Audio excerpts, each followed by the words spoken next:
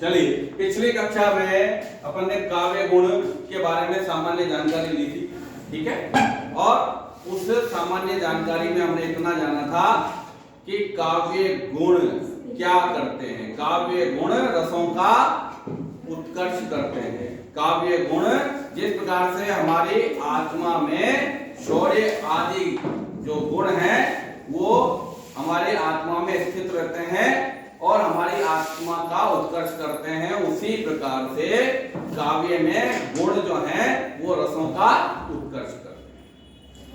अब बात आई उसके बाद कि काव्य के गुण कितने हैं।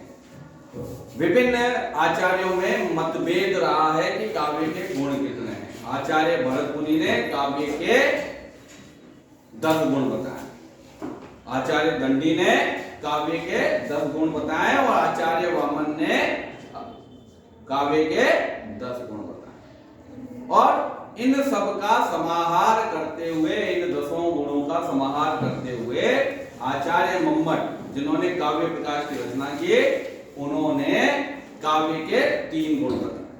कौन कौन से गुण बताए थे? आचार्य मम्मट के अनुसार काव्य के कितने गुण हैं? 3, माधुर्य, ओज और प्रसाद। ठीक है, माधुर्य मतलब मधुरता, ठीक है, ओज मतलब तेज, प्रसाद मतलब प्रसन्नता। तो काव्य के अंतर्गत ये 3 गुणों में ही, बाकी के जो 7 गुण और थे, 10 गुणों का समाहार करते हुए 3 गुणों में काव्य प्रकाश में मम्मट ने कह दिया है कि भाई 3 ही होते हैं, बाकी इसी में ही समाये हुए। अब बात करते हैं अपन पहले गुण के, माधुर्य गुण। देखिए, जैसा कि मैंने आपको बताया कि माधुर्य गुण, माधुर्य मतलब, माधुर्य शब्द का अर्थ है मधुरता, यानी कि जिसको पढ़ने मात्र से ही आनंद की अनुभूति हो जाए, है ना। माधुर्य शब्द का अर्थ है मधुरता। जिस काव्य रचना को पढ़ करके, जिस काव्य रचना को पढ़ करके मन आनंद से द्रवीभूत हो जाए, मन जो है आनंद में डूब जाए।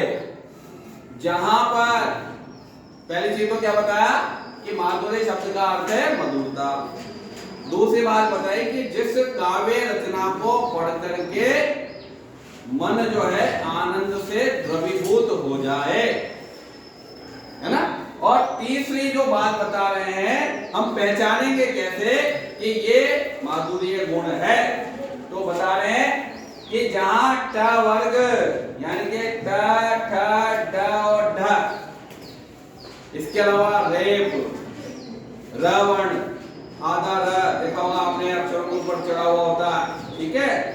तो ट वर्ग, रेप व लंबे सामासिक पद, बड़े बड़े शब्द होते हैं, एक शब्द दूसरे में मिला हुआ, दूसरा तीसरे में मिला हुआ, ऐसे सामासिक पदों को छोड़कर, मतलब जहां पर माधुर्य गुण होगा वहां पे ट वर्ग नहीं होगा, रेप नहीं होगा, बड़े बड़े समास नहीं होंगे, और अनुनासिक वर्णों की अधिकता, अनुनासिक वर्ण, पंचम वर्ण जो होते हैं प्रत्येक वर्ग के, वो अनुनासिक वर्ण कहलाते हैं। पंचम वर्ण जो होते हैं वो अनुनासिक वर्ण कहलाते हैं।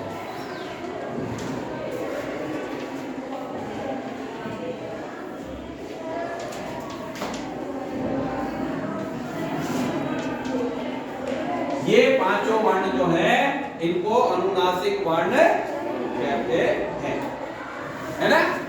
न, य, ण, न और म, इन 5 को अनुनासिक वर्ण कह रहे हैं। और ये क्या कह रहा है कि माधुर्य गुण में क्या होता है, अनुनासिक वर्णों की अधिकता, ज्यादा मात्रा में अनुनासिक वर्ण आएंगे, और साथ ही वो रचना कैसी होगी, मधुर अभिप्राय वाली रचना, जिसको पढ़ने के बाद में मधुरता, आनंद का भाव उत्पन्न होता है, मन द्रवीभूत हो जाता है, उसे माधुर्य गुण कहते हैं।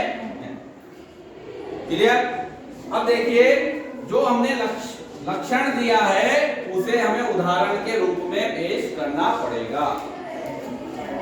जो भी बात हम कह रहे हैं उस बात को, जैसे मैथमेटिक्स के अंदर फॉर्मूला बता करके तो जोड़ बाकी गुणा करके घटा करके चीज को प्रूव किया जाता है कि यह फॉर्मूला साबित हो गया, वैसे ही व्याकरण में भी जो लक्षण बताने के बाद में उदाहरण को उस लक्षण पर घटित करना होता है।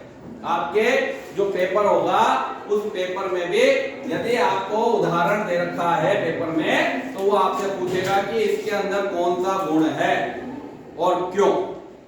तो आप लिख देंगे कि इसके अंदर माधुर्य गुण है और फिर आपको लक्षण बताना पड़ेगा और फिर उस लक्षण के आधार पर आप घटित करके दिखाएं। तो उदाहरण के रूप में देखिए क्या कह रहे हैं कि मंद मंद चढ़ी चलो चेत निशि चंद चारो, और मंद मंद चांदनी पसरत लतान थे, और मंद मंद जमुना तरंगिनी लोरे लेते, और मंद मंद मोद मंजू मंजुलिका।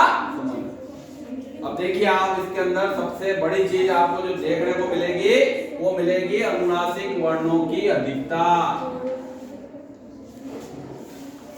पूरे रचना में आप देखिए अनुनासिक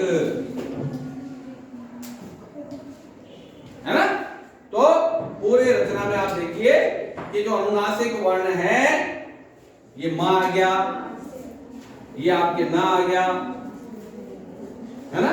तो पूरे रचना में आपके अनुनासिक वर्णों की अधिकता है। दूसरा इन्होंने क्या कहा कि लंबे लंबे सामासिक पदों को छोड़कर इसके अंदर आप देखिए छोटे छोटे शब्द हैं, लंबे शब्द कहीं पे भी, लंबे सामासिक पद कहीं पे भी नहीं है। तो लंबे सामासिक पदों को छोड़कर और ट वर्ग को छोड़कर, ट वर्ग आपको देखने को नहीं मिलेगा, कहीं होगा तो एक आध अक्षर होगा, लेकिन ज्यादातर बहुतायत में कहीं पे भी आपको ट वर्ग देखने को नहीं मिलेगा। एक आध आपको कहीं पे देखने को मिल जाएगा, लेकिन ज्यादातर आपको ट वर्ग ट ढ ढ नहीं मिलेगा, है ना। और इसके अलावा रेप, रेप का भी वर्णन बहुत कम नहीं के बराबर, और कहीं पे भी आपको देखिए र जो है आधा र जो होता है उसका प्रयोग कहीं पे भी नहीं।